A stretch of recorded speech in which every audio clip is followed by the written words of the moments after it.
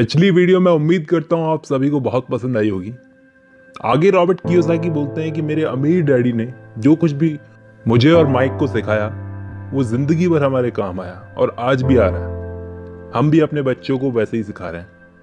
अब मैं आपको बताऊं, 1923 में शिकागो में बहुत बड़े बड़े बिजनेसमैन इकट्ठे हुए थे एक बीच के पास। कोई स्टील कंपनी का मालिक, कोई गैस कंपनी का मालिक, कोई इस कंपनी का मालिक, कोई उस कंपनी का मालिक। बहुत बड़े बड़े लोग थे, इतने बड़े बड़े लोग। लेकिन 25 साल के बाद इन सब में से कुछ 9 लोगों की डेथ पता है कैसे हुई थी? किसी की कर्ज की वजह से, किसी की दिवालियापन की वजह से, किसी की पागलपन की वजह से, किसी की गरीबी की वजह से, किसी की जेल में हो गई, जेल से बाहर निकलते ही हो गई, किसी ने सुसाइड कर ली। तो ऐसे इन सब की डेथ हुई थी, कुछ 8-9 लोगों की। लेकिन समझने की बात यहाँ पर यह है कि इतने बड़े बड़े लोग, ऐसा कैसे हो गया? करोड़ों कमाने वाले इतने बड़े बड़े लोग ऐसे अचानक से बर्बाद हो गए। इस चैप्टर में यही सिखाऊंगा। एक बात तो पक्की थी, इनकी मीटिंग हुई थी 1923 में और 25 साल बाद ये बर्बाद हो गए। अब 1923 से हम अंदाजा लगा सकते हैं कि 1929 में मार्केट क्रैश हुए थे, ग्रेट डिप्रेशन आया था। तो डेफिनेटली उस चीज का इन पर बहुत फर्क पड़ा होगा, जिसकी वजह से ये वो चीज झेल नहीं सके। धीरे धीरे इनके भी मार्केट क्रैश हो गए और ये लोग ऐसी बर्बादी की हालत में हुए। बहुत सारे नए नए अमीर बने लोग झेल नहीं पाते ऐसे अचानक आए चेंजेस को। सिर्फ उस टाइम पे ये चेंज आया ऐसा नहीं है, आज भी आ सकता है, कभी भी आ सकता है। तो ये नए नए बने हुए अमीर लोग झेल नहीं पाते जब ऐसे अचानक से चेंजेस आते। सब अकल का खेल है। कितना पैसा कमाया ये बड़ी बात नहीं है, ये लोग करोड़ों कमाते होंगे, लेकिन कितना तुमने अपने पास रखा और उसका सही यूज किया वो बड़ी बात है। ये चीज एक एग्जाम्पल के थ्रू समझी जा सकती है। मैं आपको समझाता हूँ। कई लोग होते हैं जो रातों रात अमीर बन जाते हैं, कोई लॉटरी वगैरह खुल जाती है, ऐसा होता है रातों रात वो लॉटरी लग गई और वो अमीर बन गए एक रात में। तो ये एक रात में जो अमीर बनते हैं लोग, फिर कुछ टाइम बाद, सालों बाद वो गरीब हो जाते हैं। हम देखते हैं कुछ सालों बाद वो गरीब हो जाते हैं, शायद जिस हालत में वो पहले थे उससे ज्यादा गरीब हो जाते हैं। उसका कारण क्या होता है? वो पैसा संभाल ही नहीं पाते जो उनके पास आता है। नया नया अमीर बनने वाला आदमी जो बनता है, उसको एक चीज समझ लेनी चाहिए कि उसका बेस स्ट्रांग होना चाहिए, कि वो पैसे को कैसे मैनेज कर सकता है अपने पास। वो कमा रहा है वो बड़ी बात तो है नहीं, लेकिन उसकी पैसे की समझ कि उसको कैसे यूज करना है, ये बहुत ज्यादा जरूरी है। नहीं तो 24 की एज में मैंने करोड़ों कमाने वाले लड़के को 34 की एज में पुल के नीचे सोते हुए देखा है, ऐसी खराब हालत में। मेरे अमीर डैडी हमेशा मेरे दिमाग में एक ही चीज डालते थे कि पैसे की समझ रखो, पैसे की समझ रखो, अकाउंटिंग समझो। कैसे समझो? बहुत सिंपल तरीके से उन्होंने अकाउंटिंग बताई, जो कोई स्कूल में नहीं सिखाते। वो बोले स्कूल्स में तो ये सब्जेक्ट जो है अकाउंटिंग का, वो स्कूल्स मैंने आपको बताया था वो स्कूल्स में गए नहीं थे इतना। पहली बात तो उन्होंने खुद ही स्कूलिंग नहीं की थी, लेकिन अकाउंटिंग जैसे सब्जेक्ट के लिए वो बोलते थे।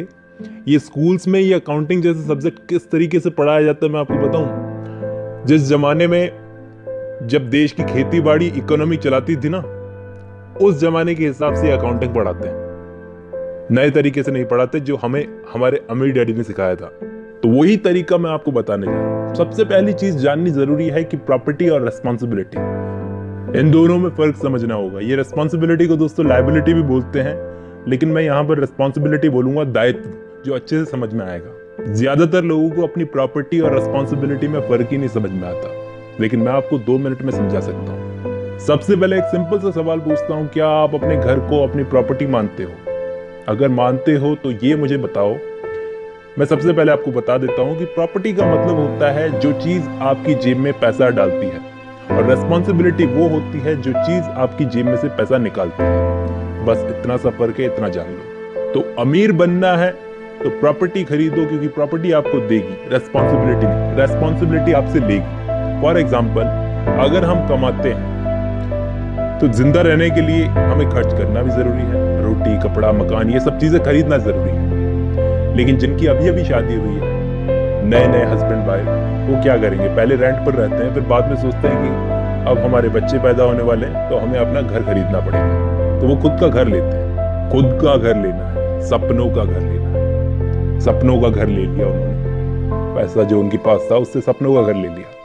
फिर सपनों का घर ऐसे तो नहीं है ईंट के मकान में रहेंगे, उसके ऊपर फर्नीचर भी लगाना पड़ेगा, दुनिया भर के और खर्चे, और कार भी लेनी पड़ेगी।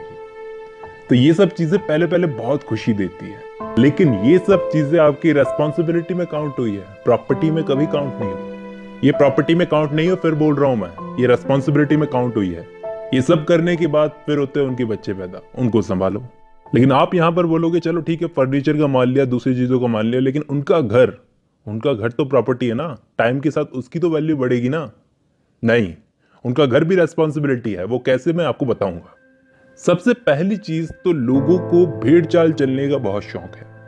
वो बोलते हैं ना कि आपका घर सबसे बड़ी पूंजी है, सबसे बड़ी प्रॉपर्टी है आपका घर।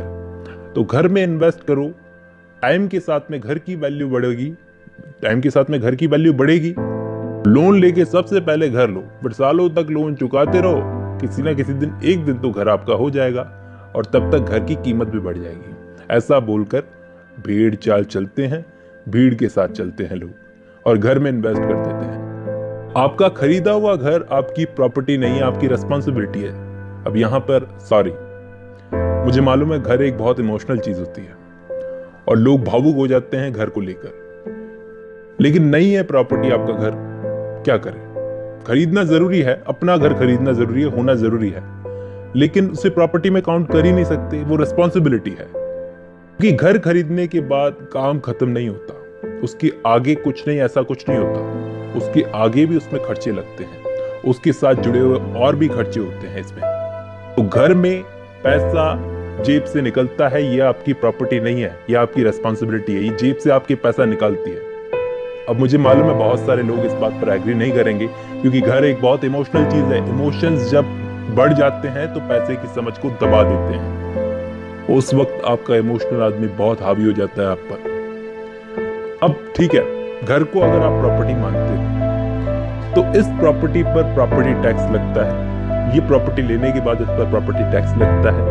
और क्या गारंटी है कि ये जो घर तुमने लिया है इसकी कीमत बढ़ेगी? क्या गारंटी है?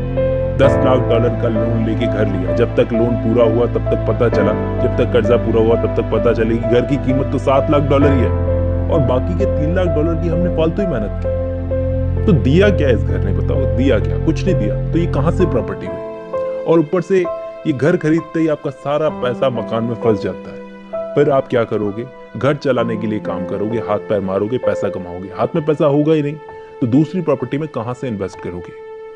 घर खरीदने में जल्दी दिखाने की बजाय हमें दूसरी प्रॉपर्टीज में इन्वेस्ट करने में टाइम लगाना चाहिए। दूसरी प्रॉपर्टीज में अगर पैसा लगाना शुरू कर दिया तो एक टाइम पर दूसरी प्रॉपर्टीज से, असली प्रॉपर्टीज से जो लेती नहीं है देती है आपको पैसा, उनसे इतना पैसा निकलना शुरू हो जाएगा कि आपके खर्चे चलने लग जाएंगे। आपकी कोरी इनकम जो आ रही है उस पर कोई भी फर्क नहीं पड़ेगा, वो आती रहेगी और यहां प्रॉपर्टीज आपको कमा के देगी। तो प्रॉपर्टीज में इन्वेस्ट करो, अपने रेस्पॉन्सिबिलिटी और प्रॉपर्टी वाले कॉलम को स्ट्रांग बनाओ। अमीर लोग यही करते हैं, प्रॉपर्टी वाले कॉलम को स्ट्रांग बनाते जाते हैं, इसलिए वो और ज्यादा अमीर होते जाते हैं। वो लोग प्रॉपर्टी में इन्वेस्ट करते हैं, रेस्पॉन्सिबिलिटी में नहीं। और मिडिल क्लास आदमी क्या करता है? हमेशा रेस्पॉन्सिबिलिटी में इन्वेस्ट कर देगा, जैसे घर खरीद लिया, और उसके बाद में क्या करेगा? अपनी सैलरी पर डिपेंड रहेगा, पूरा सैलरी पर डिपेंड रहेगा। लेकिन ये लोग क्या करते हैं? प्रॉपर्टी में इन्वेस्ट करने के बाद में सैलरी पर डिपेंड नहीं रहते। प्रॉपर्टी भी उन्हें कमा के दे रही है, सैलरी तो आ ही रही है, लेकिन प्रॉपर्टी भी उनको कमा के दे रही है। और एक बात मैं आपको बता दूं कि सैलरी बढ़ने से कोई भी अमीर नहीं बन सकता। मिडिल क्लास आदमी हमेशा अपनी सैलरी पर डिपेंड रहता है, इसलिए उसका लौता जरिया होता है उसकी सैलरी अमीर बनने का। तो वो कैसे बनेगा? और जिस वक्त वो अपनी सैलरी पर डिपेंड रहता है, अपने घर चला रहा होता है, उस वक्त अमीर आदमी प्रॉपर्टी वाले कॉलम को इतना मजबूत कर लेता है, एक दिन इतना मजबूत हो जाता है उसका प्रॉपर्टी वाला कॉलम कि अचानक अगर उसकी नौकरी चली भी जाए तो वो अपने पैरों पर खड़ा रहता है, उसको कोई फर्क नहीं पड़ता नौकरी जाने से। यहाँ पर रॉबर्ट कियोसाकी बोलते हैं कि जाओ, अगर ये नहीं मानना तो जाके बॉस के लिए काम करो, गवर्नमेंट के लिए काम करो, बैंक के लिए काम करो, इन तीनों के लिए काम करो, इनको ही फायदा है तुम्हारे काम करने से। दौलत का सही मतलब यही है कि आपका पैसा, कमाया हुआ पैसा, कितना पैसा बना रहा है। वो पैसा गलत जगह पर नहीं लगा, पड़ा नहीं रहा बैंकों में, वो पैसा आपके लिए काम कर रहा है, 24 घंटे काम कर रहा है और आपको पैसा कमा के दे रहा है। अपनी सैलरी पर इतना जोर देने की जरूरत ही नहीं है। प्रॉपर्टी वाले कॉलम में इन्वेस्ट करो, जितना इन्वेस्ट करोगे उतने पैसे बनाओगे। तो इस चैप्टर को खत्म करते करते एक बात मैं आपको बता देता हूँ, सीधी सीधी बात है, हमको समझ में आई इस चैप्टर में।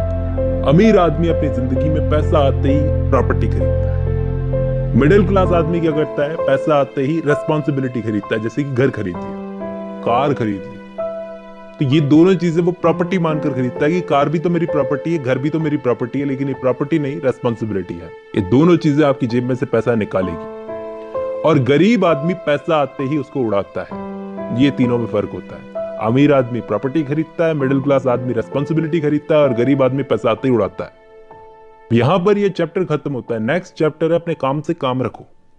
अपने काम से काम रखो, माइंड योर ओन बिजनेस। सिर्फ अपने काम पर ध्यान दो। तो ये चीज सीखते हैं मैकडोनल्ड के मालिक से। वो गए थे कोई एमबीए के स्टूडेंट्स को लेक्चर देने के लिए। रॉबर्ट कियोसाकी बोलते हैं कि उस वक्त उन एमबीए के स्टूडेंट्स में मेरा भी एक दोस्त था, वो एमबीए कर रहा था, तो उसने वो लेक्चर सुना था।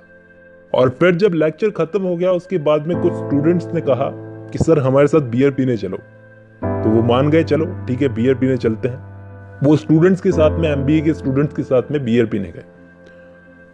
बियर पीते पीते उन्होंने एमबीए के स्टूडेंट से पूछा कि तुम लोगों को कितने लोगों को पता है कि मेरा बिजनेस क्या है।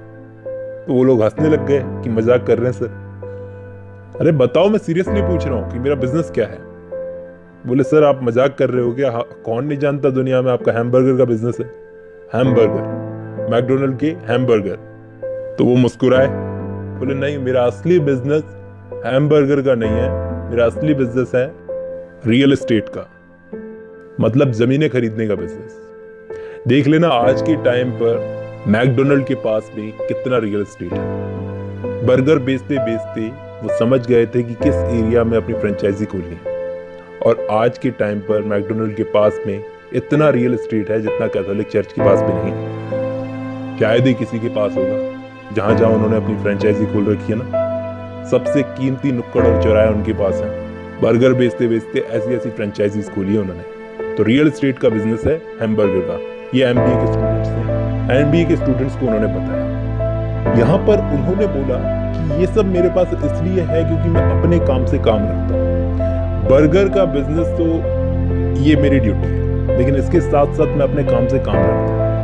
अब यहाँ पर मैं अपने शब्दों में समझाता हूँ कि अपने काम से काम रखने का मतलब क्या होता है। अपने काम से काम रखने का मतलब है दूसरों के लिए काम मत करो, बॉस के लिए, गवर्नमेंट के लिए, बैंक के लिए, इन सब के लिए काम मत करो, अपने लिए काम करो, अपने काम से काम रखो। क्या फायदा जब जिंदगी भर इन लोगों के लिए काम करके, बॉस, गवर्नमेंट, बैंक, इनके लिए काम करके अपने लिए कुछ ना बचा सको जिंदगी में, एंड में। अगर मैं किसी से पूछूं, एक बंदे से पूछा कि तेरा बिजनेस क्या है, तो बोला कि मैं बैंकर हूं। तो मैंने पूछा कि अच्छा बैंक का मालिक है तू? नहीं नहीं, मैं बैंक में काम करता हूं। तो भाई ये तेरा प्रोफेशन हुआ ना, ये तेरा बिजनेस कहां से हुआ? प्रोफेशन और बिजनेस में फर्क तो समझ पहले। तू बैंकर है, ये तेरा प्रोफेशन है। बिजनेस क्या है तेरे पास? बिजनेस कुछ नहीं है, इसके अलावा तेरा बिजनेस कुछ नहीं है। तेरा प्रोफेशन है, तू बैंकर है। स्कूल में गए, डॉक्टर बने, इंजीनियर बने या फिर कुछ और बन गए, ठीक है, ये सब बनकर आपने अपने एक प्रोफेशन को पकड़ा। उस प्रोफेशन में ऐसा काम करने में ऐसे भूल गए अपने आप को ही, अपने आप को तो छोड़ो, अपने काम से काम रखना भूल गए। इतनी पढ़ाई करके भी आप दूसरों के लिए काम कर रहे हो, डॉक्टर इंजीनियर बन के भी आप दूसरों के लिए काम कर रहे हो। अपने लिए काम कब करोगे? अपने लिए काम कैसे करोगे? अपने काम से काम कैसे रखोगे? अपने काम से काम जब रखोगे जब अपनी सैलरी और इनकम पर कंप्लीटली आप डिपेंड नहीं रहोगे, बल्कि उस वक्त आप अपने आए हुए पैसे को प्रॉपर्टी की तरफ लगाओगे, प्रॉपर्टी के कॉलम को मजबूत करोगे। मतलब ज्यादातर लोग कहते हैं कि हम जॉब में खुश नहीं हैं। वो बोलते हैं कि हम पढ़ लिख कर अच्छी खासी इनकम वाली नौकरी को पकड़ेंगे, लेकिन वो कोई सॉल्यूशन है क्या? बताओ, ये कोई सॉल्यूशन है क्या? वो नई नौकरी में जाकर आप नए आदमी के लिए काम करोगे, अपने लिए काम नहीं करोगे। अपने लिए काम जब करोगे जब आप उस कम इनकम वाली नौकरी से भी पैसा आए, उसको अपनी प्रॉपर्टी में इन्वेस्ट करके उसको स्ट्रांग बनाओ। ज्यादा पैसा कमा के कुछ नहीं हो सकता है। ज्यादा पैसा तो कमा लोगे लेकिन उसका यूज ही नहीं सीख पाओगे तो जिंदगी भर किल्लत रहेगी। तो घर नाम की जो प्रॉपर्टी है, जिसको हम सपनों का घर बोलते हैं, वो हर महीने हमारी जेब में से पैसे निकलवा रही है। यकीन नहीं आता कैसे निकलवा रही है। ये बात तब समझ में आएगी जब अचानक से नौकरी चली जाएगी। दोस्तों, मैं आपको बताऊं कि अभी लॉकडाउन का टाइम चल रहा है, कई लोगों की नौकरी चली गई, कई लोग घर में बैठे हुए हैं। तब उनको जाके समझ में आ रहा है कि घर में उनके पैसे कितने लग रहे हैं। घर नाम की प्रॉपर्टी, जिसको वो प्रॉपर्टी समझते हैं, वो रिस्पॉन्सिबिलिटी उनसे कैसे पैसे निकलवा रही है। अरे ऐसी प्रॉपर्टी किस काम की? जब दिक्कत आए जिंदगी में, कोई प्रॉब्लम आए बहुत बड़ी, जिस चीज को हम प्रॉपर्टी समझते हैं वो मुश्किल के टाइम पर, इस प्रॉब्लम के टाइम पर हमारी हेल्प ही नहीं कर सक रही है। प्रॉपर्टी तो एक्चुअली वो होती है जो मुश्किल टाइम में हमारी मदद करे, हमें स्ट्रांग बना करके रखे, हमें पैसा दे। जॉब चली भी जाए तो भी पैसा दे, घर में तो और पैसा लगाना पड़ेगा। जो हम कार, ये टीवी, ये जूते, ये सारी चीजें लेते हैं ना, इसको एक एग्जाम्पल के थ्रू सब क्लियर कर दूंगा मैं। एक बार क्या है, मैंने अपना सारा पैसा रियल एस्टेट में लगा रखा था, मतलब जमीनों वगैरह में लगा रखा था, हाथ में कुछ भी नहीं था पैसा। तो मुझे लोन की जरूरत थी, लोन लेना था, मेरे पास कुछ नहीं था। तो मैंने क्या किया, मेरे गैरेज में कुछ गोल्फ क्लब पड़े थे, जिनको लिए हुए कुछ ज्यादा टाइम नहीं हुआ था, नए नए थे मेरे पास। इसके अलावा मेरा आर्ट कलेक्शन पड़ा था, बुक्स पड़ी थी, टीवी पड़ी थी, अरमानी सूट्स पड़े थे, जूते पड़े थे, बाकी सारी काफी सारी चीजें थी।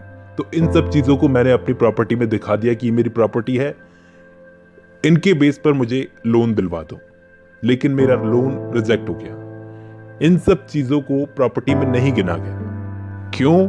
क्योंकि अकाउंटिंग की नजर में ये सब चीजें कचरा है।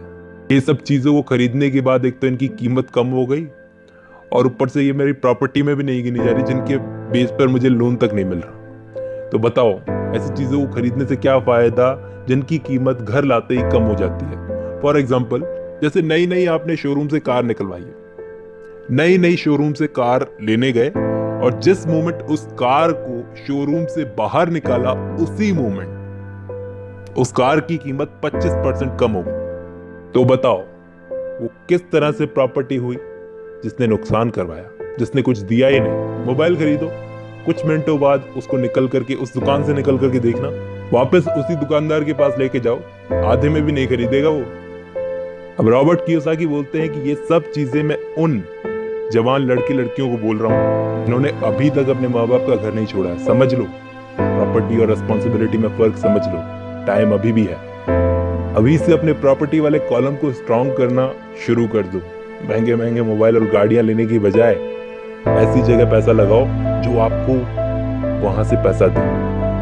फिर बाद में तो शादी हो जाएगी, फिर तो हो गया पैसा से। शादी के बाद में जो हम पैसा सेव करते हैं ना, उस साइड में रखा हुआ पैसा पता है किस चीज के लिए होता है? आड़े वक्त कोई बीमारी आ जाती है, कोई प्रॉब्लम आ जाती है, दूसरी प्रॉब्लम आ जाती है, तो उसके लिए। वो आपकी प्रॉपर्टी नहीं होती। अब एक चीज जरूर दिमाग में आ रही होगी कि रिस्पॉन्सिबिलिटी समझा दिया, लेकिन ये प्रॉपर्टी किए जा रहे हो, ये प्रॉपर्टी है क्या आखिर? प्रॉपर्टी वो होती है जो पिछली वीडियो में मैंने समझाया था, ऐसा बिजनेस जिसमें मेरे होने ना होने की कोई जरूरत नहीं है, मेरे ना होने पर भी वो बिजनेस चल रहा है। जैसे बचपन में खोली हुई लाइब्रेरी, जिसका मालिक मैं था, लेकिन मैं वहां पर मौजूद नहीं था, फिर भी पीछे से कोई और मेरी लाइब्रेरी को चला रहा था। तो पीछे से मेरा बिजनेस चल रहा है, ये होता है मेरा बिजनेस, ठीक है। अगर उस लाइब्रेरी को मुझे खुद जाकर चलाना पड़े तो वो बिजनेस नहीं होगा, याद रखना, वो मेरी नौकरी होगी। बिजनेस वो होता है जहां मेरे ना होते हुए भी मेरा बिजनेस चलता रहे, वो होता है बिजनेस।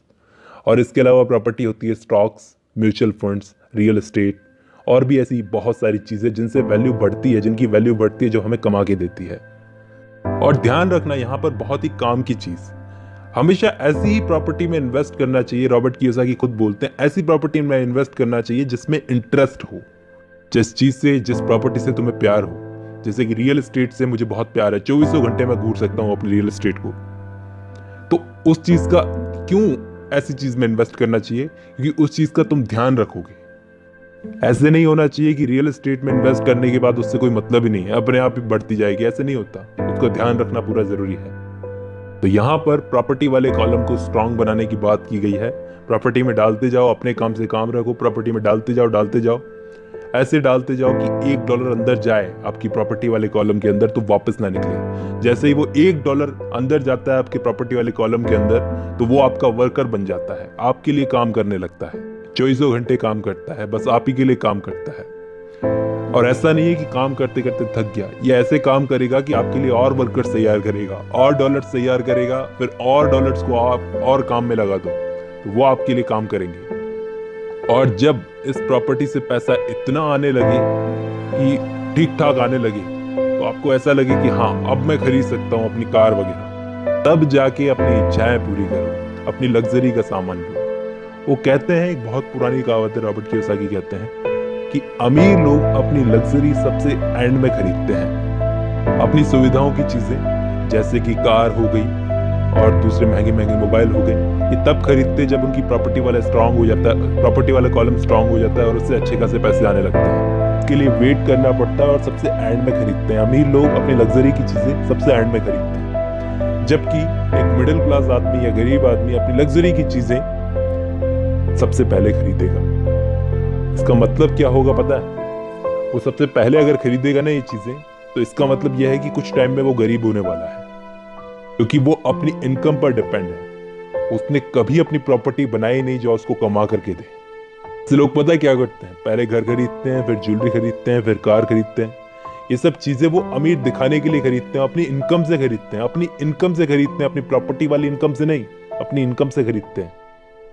तो दिखावे के लिए खरीदते हैं कि हम अमीर हैं, लेकिन असलियत में सच में जो अमीर होता है वो पहले अपनी प्रॉपर्टी वाले कॉलम को स्ट्रॉन्ग करेगा। देख लेना, पीढ़ियों से जो अमीर है ना लोग, वो लोग सबसे पहले प्रॉपर्टी वाले कॉलम को स्ट्रॉन्ग करते हैं। वो कॉलम स्ट्रॉन्ग रहना चाहिए, उससे जो पैसे आते हैं उस पैसे से वो चीजें खरीदते हैं। फिर चाहे उनको कार लेनी हो, हेलीकॉप्टर, ये उनकी मर्जी है। शर्त यह है कि प्रॉपर्टी वाला कॉलम मजबूत होना चाहिए, इंतजार करना चाहिए, उसके मजबूत होने का इंतजार करना चाहिए। उनसे जो चीजें आएंगी ना, वो वाकई में आपको अमीर होने का एहसास दिलाएंगी। बाकी जो पहले खरीद लेते हैं चीजें अपनी इनकम से ही, वो बाद में चिढ़ने लगते हैं उन चीजों से कि हमने ये क्या कर लिया, पैसे को ऐसी जगह लगा दिया जहां से कुछ मिलता नहीं है। तो इसी के साथ अपने काम से काम रखो, दूसरों के लिए काम मत करो। आज की वीडियो में इतना ही, बाकी का नेक्स्ट चैप्टर में।